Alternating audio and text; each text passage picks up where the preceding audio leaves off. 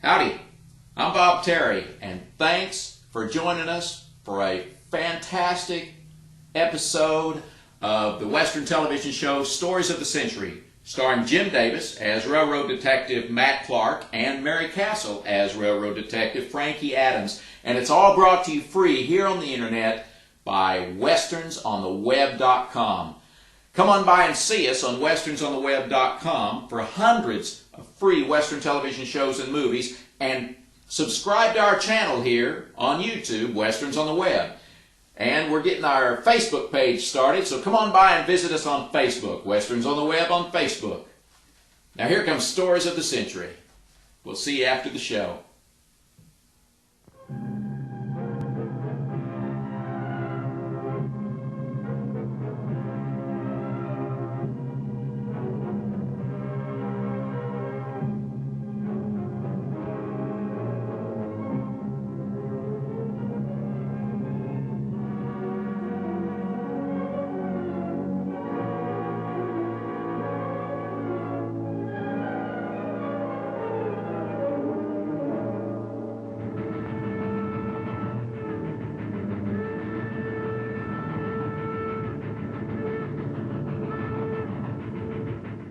The files of the early West record many stories of famous and notorious characters of that period.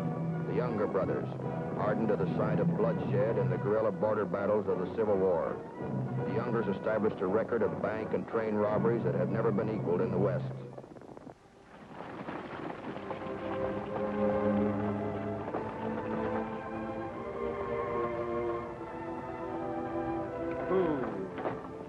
Well, here you are, miss. I guess folks out in Virginia don't know much about what's going on here in Missouri, do they? What?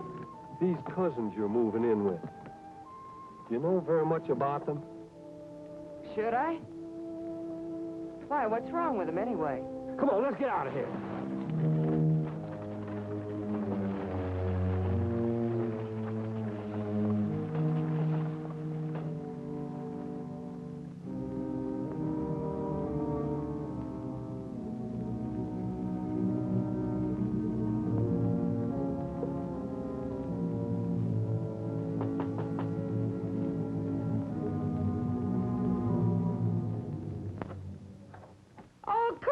Honey.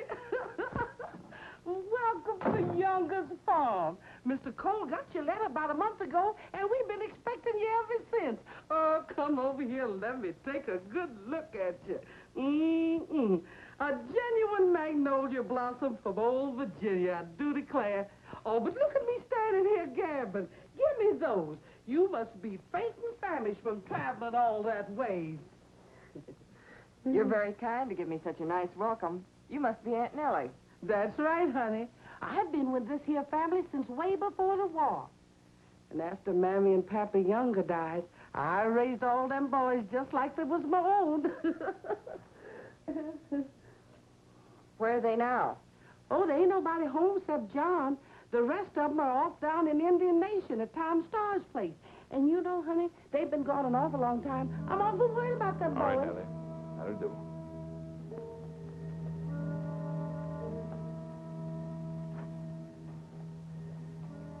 Go get our cousin some grub. Yes, sir, Mr. John, right away. I'm Cousin John. Yes, I know. Aunt Nellie said you were the only one here. Let's see, what's your name now? I forgot from the letter. Francis. Mm-hmm. One of Uncle Rupe's kids, ain't you? Got so many kinfolk, I can hardly keep track of them. You won't be here long? As long as I'm welcome, sir. I can keep the place prettied up and be real useful. Yeah, I just bet you can.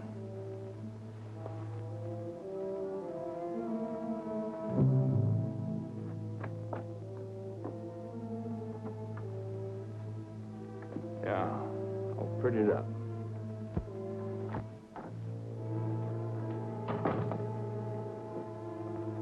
Come on, honey, and fill yourself up. But the roses back in them pretty cheeks.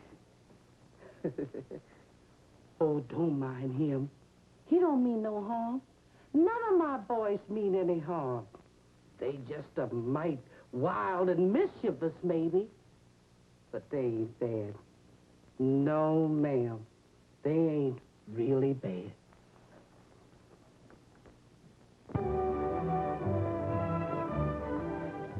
Whether anybody called the younger boys good, bad, or indifferent meant nothing to me.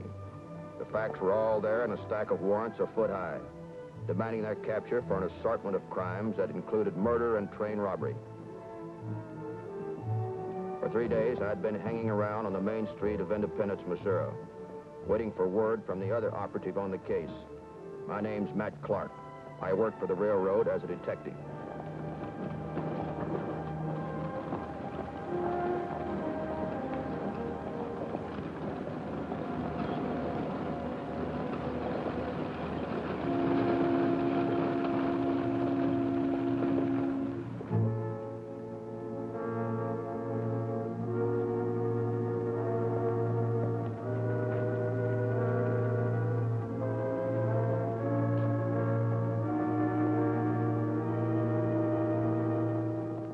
The message on the piece of paper was all I needed to know.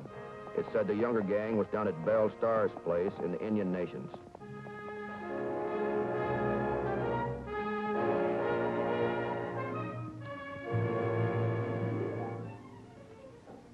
Lieutenant, I hope you can understand why I'm asking you to do this. The cavalry is the only recognized law in the territory. How many of the youngsters do you think are hidden out there? My information says Cole and Jim. What do you think they're down here for? Hiding. They robbed a bank over the Missouri line, then disappeared. How many men do you want? Well, they're a tough outfit. All you can spare. All right. Come with me.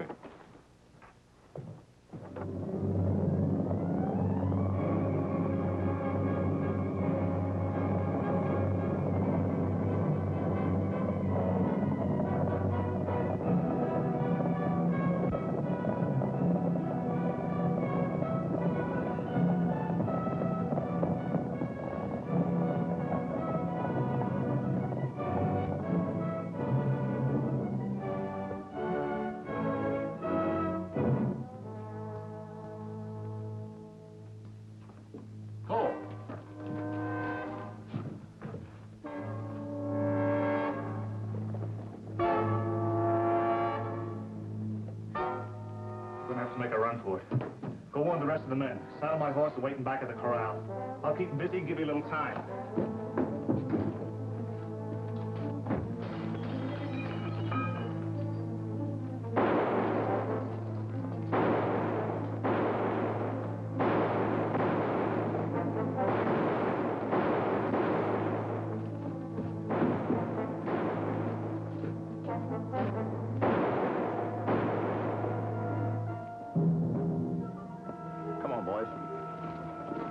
We'd expected only 2 of them.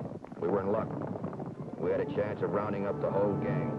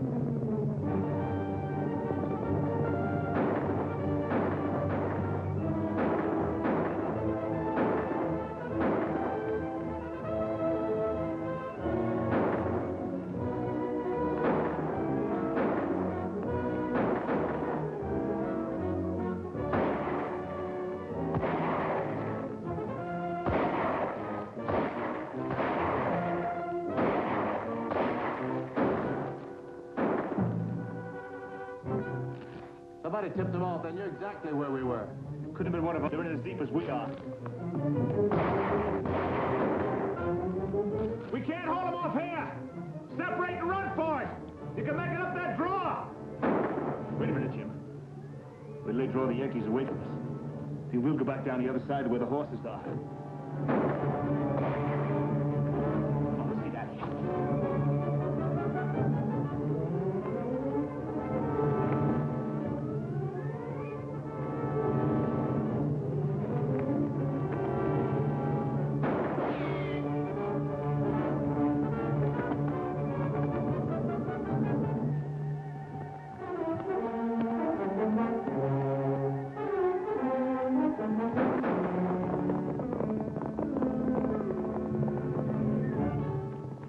Most of the younger gang were wiped out. But the two leaders, Cole and Jim, somehow made their getaway during the fight. It was impossible to trail them in this wild country. It was up to Frankie to give me my next lead.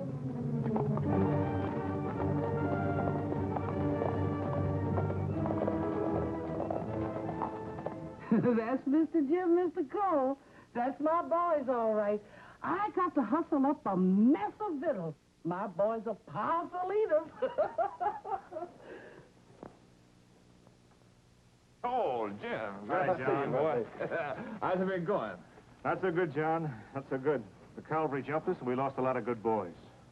Oh, you know Bill Chadwick, don't you? Hi, Bill. How's everything? From Minnesota, ain't you? That's right. Bill's got plans for us up north.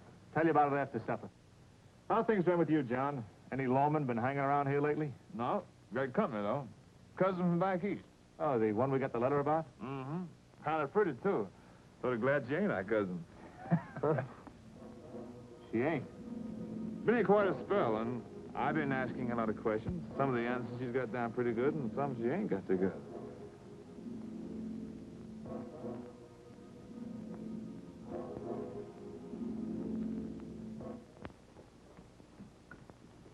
My, you boys sure eat a mess of victuals. It was really good, Bill. Well, the dessert's coming in. Come on, honey child, help me get the table cleared.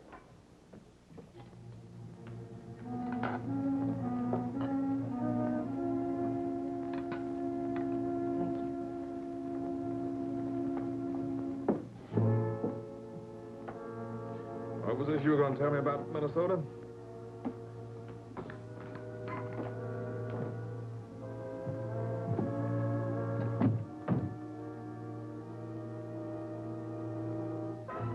Bill here says that's rich farming country. The banks up there are so chock full of money, they don't know what to do with it.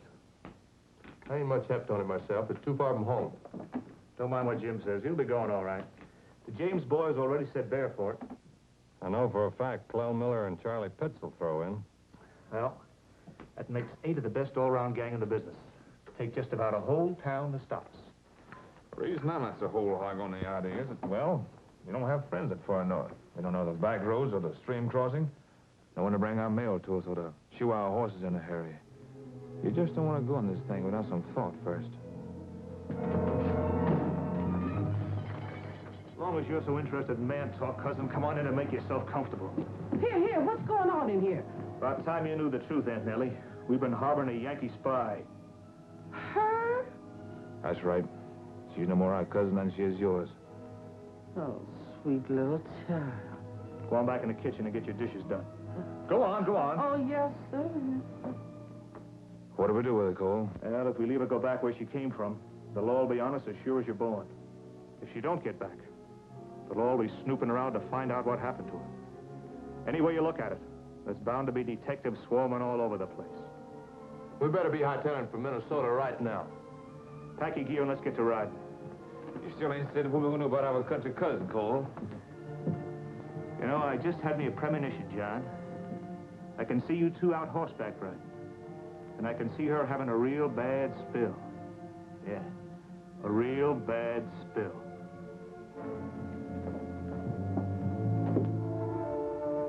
I'm checking at the telegraph office, but there was still no word from Frankie. I decided not to wait any longer before I investigated. I headed for the Younger ranch.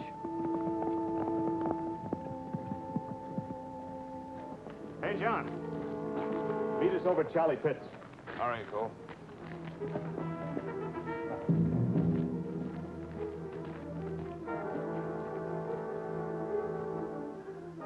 Please, Lord, sir, don't let us have no more trouble. Before we saddle the horses and take that little ride, I'm going to show it and cousin John a little affection here.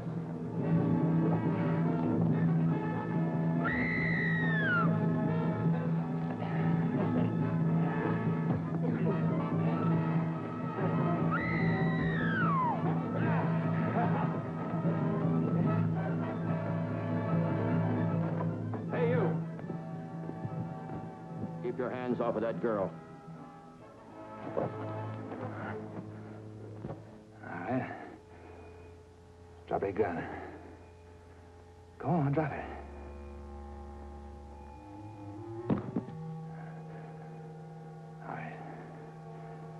up. Go slow. Go back. Okay.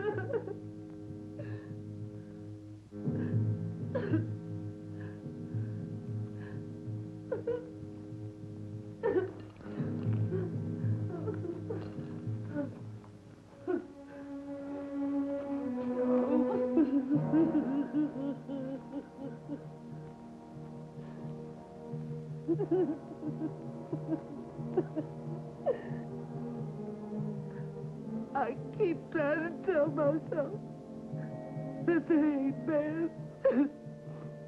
But it ain't no use. It just ain't no use. Maybe it was the war that turned them bad. And maybe it was in the blood. I don't know. But there's one thing I know.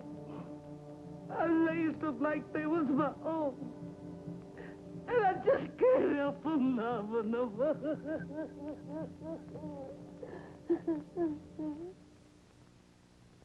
The younger boys joined up with Frank and Jesse James and went north.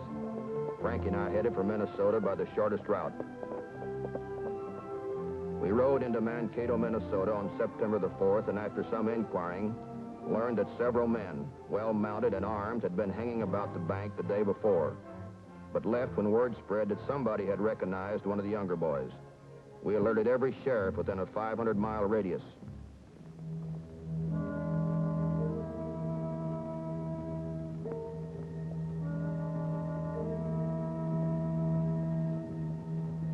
We didn't know it until a few minutes later, but a robbery was taking place in this quiet little town of Northfield. A bank robbery that was to become the most notorious in the annals of crime. All right, let's go.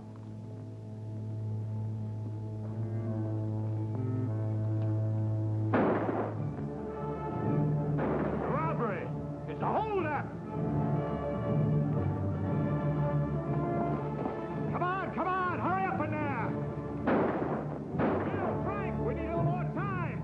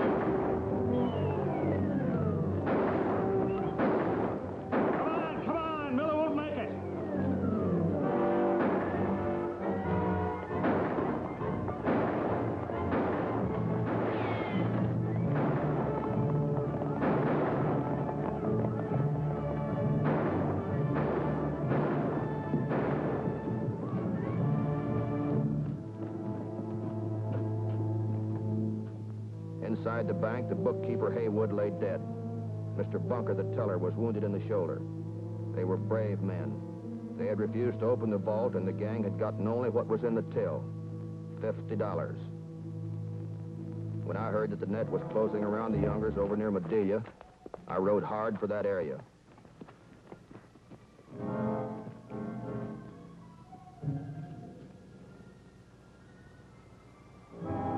Sheriff Listman, Matt Clark. Glad to have you join us. They're holed up over there. I've been asking for volunteers to move in and flush them out. If we don't get them out before nightfall, this might go on for another week. Got me in, Sheriff. I've ridden a long way to join you. How many of them are there? I don't know. I wonder if Frank and Jesse made it. I don't know. It's sure a high price to pay for a lousy $50.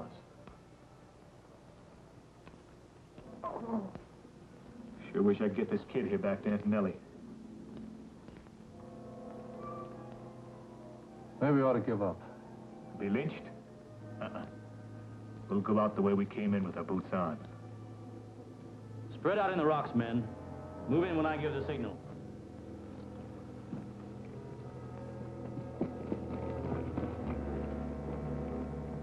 Here they come.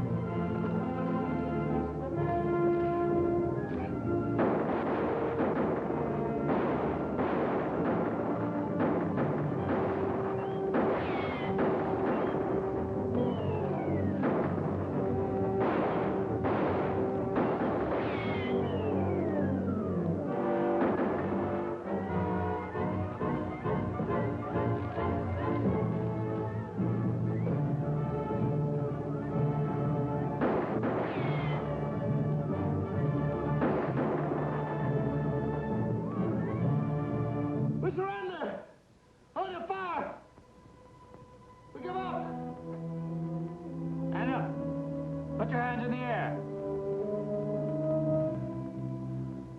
Get nobody else stand up.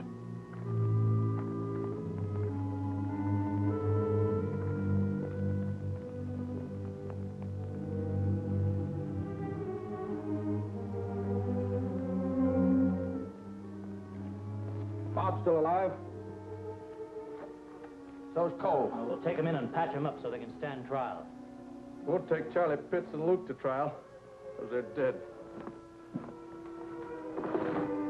Come on, you men, give us some help here.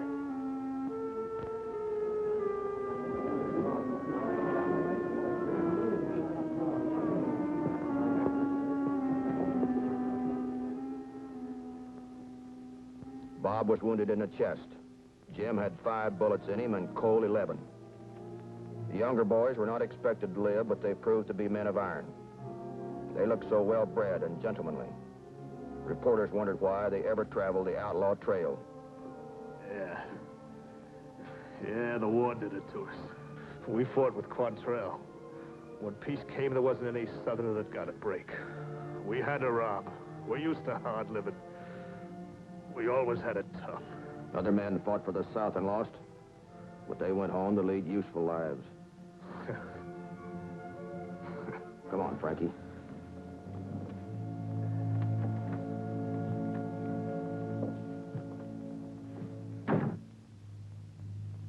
Under Minnesota law, a person charged with murder and pleading guilty could not be sentenced to capital punishment. The younger brothers, therefore, pleaded guilty on November 11th, 1876, in Judge Samuel Lord's court at Faribault, Minnesota. He sentenced them to life imprisonment in the state penitentiary at Stillwater.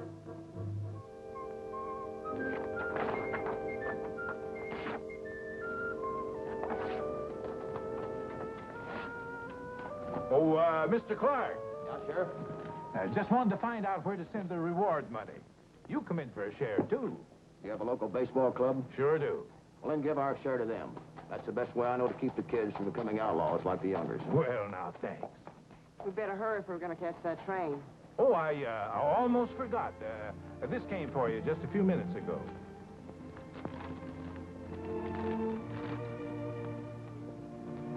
Where did you say you were going on your vacation? I told you, Philadelphia. I wouldn't miss a Centennial Exposition for anything. Well, then, read this. We've got a new assignment. All right, so I miss a Centennial. Maybe I'll be in time to catch a Kentucky State Fair. So long, Sheriff. Bye.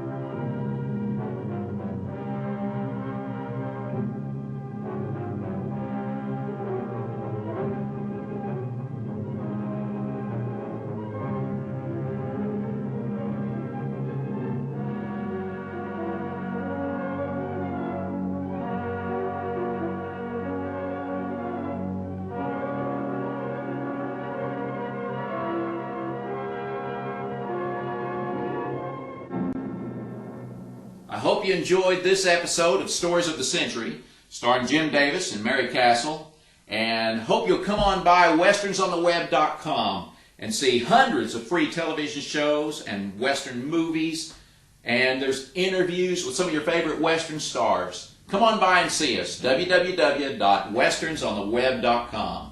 I'm Bob Terry, and we hope to see you again on Down the Trail. Have a great day.